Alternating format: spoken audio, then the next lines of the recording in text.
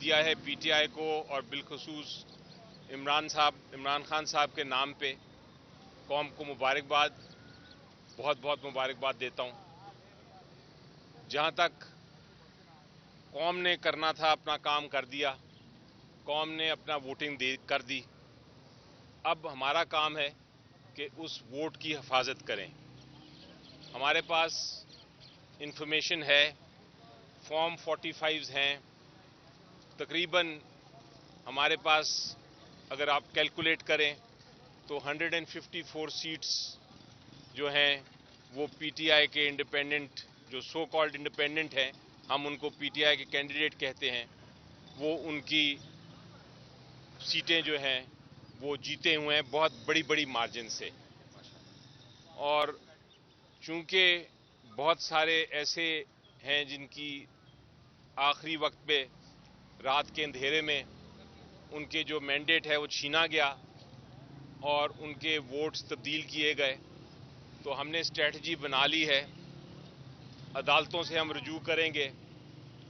اور ہمارے پاس جو فارم 45 ہیں ان کے بیسس پہ یہ جو فارم 47 کے ریزلٹس ہیں وہ ریورس ہوں گے۔ اس کے اوپر ہماری پوری لیگل ٹیمز جگہ جگہ کام کر رہی ہیں اور کینڈیڈیٹس کے ساتھ ہم رابطے میں ہیں۔ جہاں تک انڈیپینڈنٹ کینڈیڈیٹس جو ڈکلیئر ہو گئے ہوئے ہیں وہ سارے پی ٹی آئی کے ساتھ ہیں، باتیں ہو رہی ہیں، کوشش کی جا رہی ہے افواہیں پھیلانے کی، لیکن اصل درست بات یہ ہے کہ وہ سارے پی ٹی آئی کے ساتھ ہیں اور پی ٹی آئی کے ساتھ ہی رہیں گے۔ آج عمران خان صاحب سے انہوں نے بلایا تھا مجھے اور ان سے ملنے آیا، عدالت سے میں نے اجازت لی ہوئی تھی ان سے ملنے کے لیے،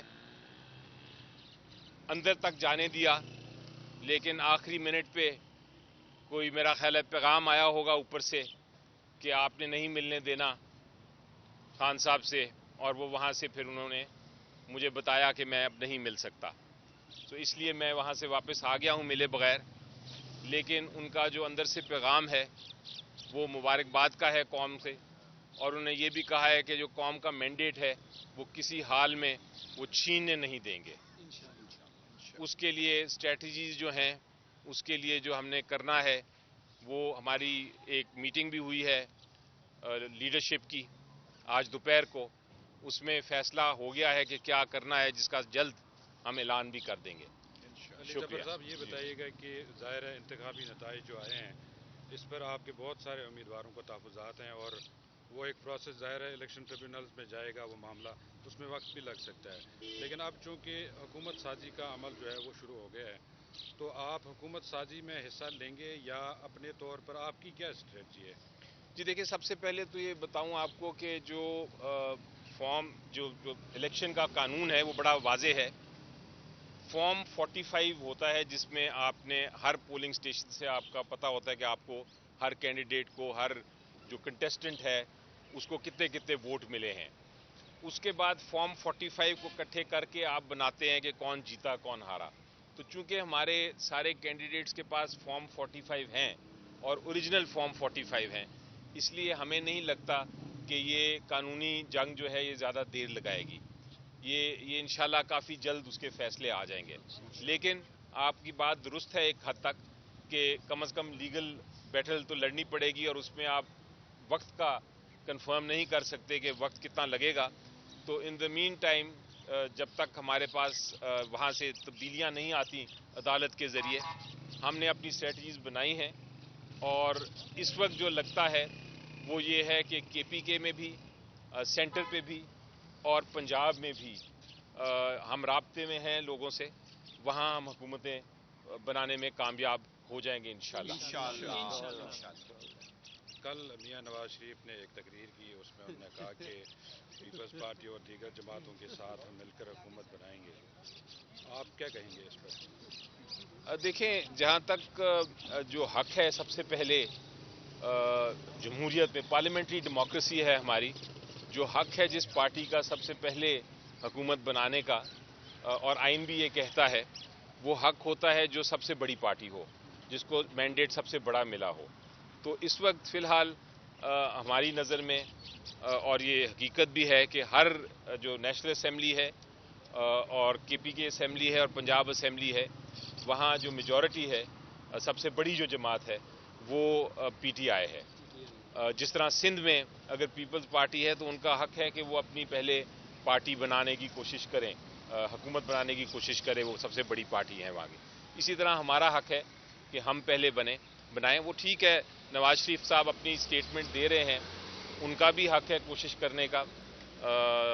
باقی جماعتوں کا بھی حق ہے. یہی جمہوریت کا پروسیس ہے. ہم اس پہ بات نہیں کرنا چاہیں گے، لیکن ہم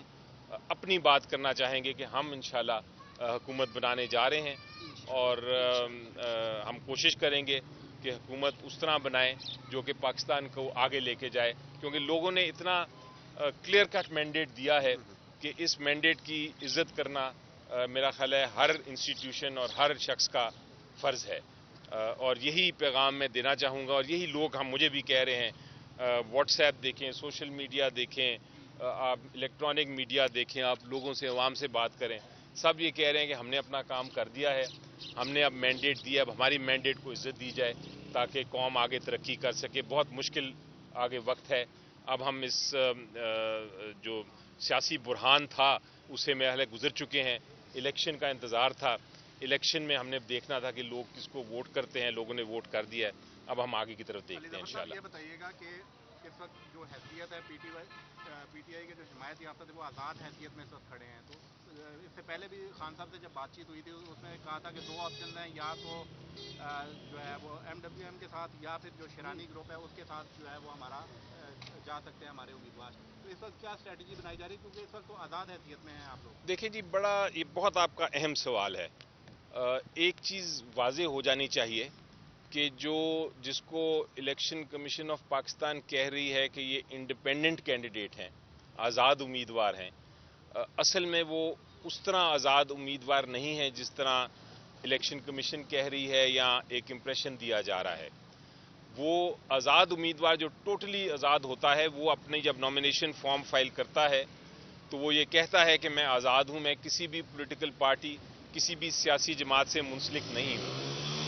جو پی ٹی آئی کے کینڈیڈیٹس ہیں، ساروں کے ساتھ جتنے انہوں نے بھی فائل کیا ہے، جو جیتے ہیں الیکشن، انہوں نے ایفیڈیوٹ دیا ہوا ہے اور نامینیشن پیپر میں باقاعدہ کہا ہے کہ ہم پی ٹی آئی سے منسلک ہیں. اس لیے اگر وہ پی ٹی آئی سے منسلک ہیں